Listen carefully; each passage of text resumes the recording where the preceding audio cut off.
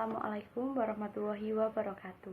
Nama saya Nafis Maulida, presensi 19 dari kelas MIPA 4. Saya akan menceritakan biografi seorang tokoh pada perkembangan Islam yang bernama Syekh Waliullah. Selamat menyaksikan. Syekh Waliullah. Beliau bernama lengkap Qut al-Din Ahmad bin Abd al-Rahim bin Wajih al-Din al-Syahid bin Muazzam bin Mansur bin Ahmad bin Mahmud bin Qiwam al-Din al-Dihlawi. Beliau dilahirkan pada 21 Februari 1703 Masehi di Pulat, sebuah kota kecil di dekat Delhi, India. Dijuluki sebagai Syekh Waliullah yang berarti sahabat Allah, lantaran semasa hidupnya beliau dikenal sebagai orang yang soleh. Syekh Waliullah merupakan keturunan Syekh Abdul Rahim yang notabene seorang sufi dan teolog dengan reputasi besar. Ayahnya ahli penggagas dan guru di Madrasah Rahimiyah di Delhi. Kakeknya merupakan perwira tinggi dalam tentara Kaisar Jahangir dan pembantu Aurangzeb dalam perang perebutan tahta. Sejak kecil, beliau memulai studinya di usia 5 tahun dan menyelesaikan bacaan dan hafalannya Al-Quran pada usia 7 tahun. Al-Dihlawi adalah pengikut Ahlus Sunnah wal Jamaah dan penganut mazhab fikih Hanafi.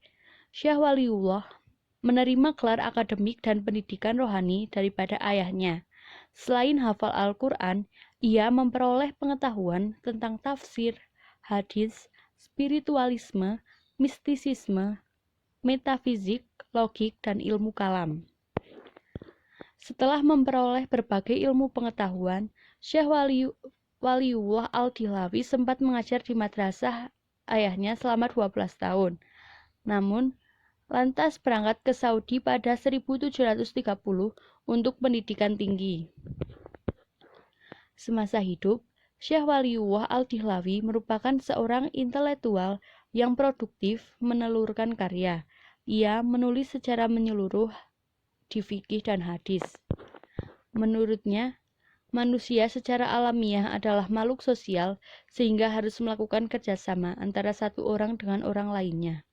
Kerjasama usaha, kerjasama pengelolaan pertanian, dan lain-lain.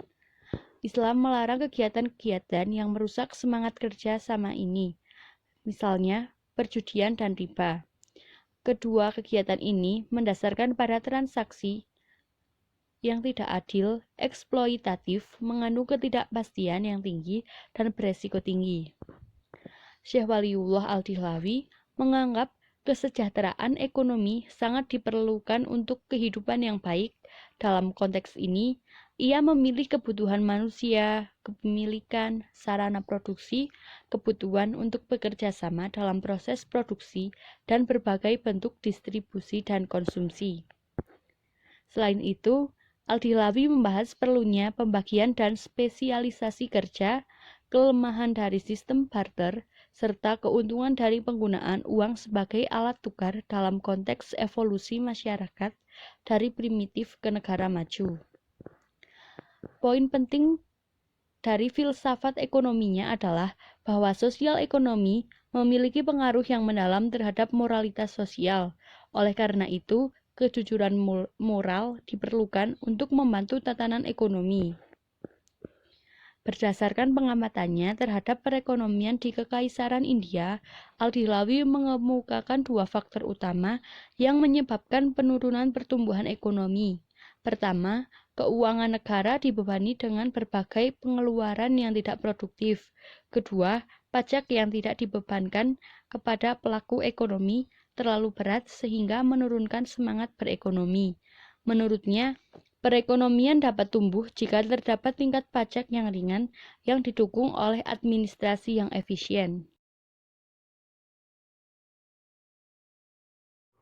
Sekian dari saya, bila ada kesalahan mohon maaf sebesar-besarnya. Wassalamualaikum warahmatullahi wabarakatuh.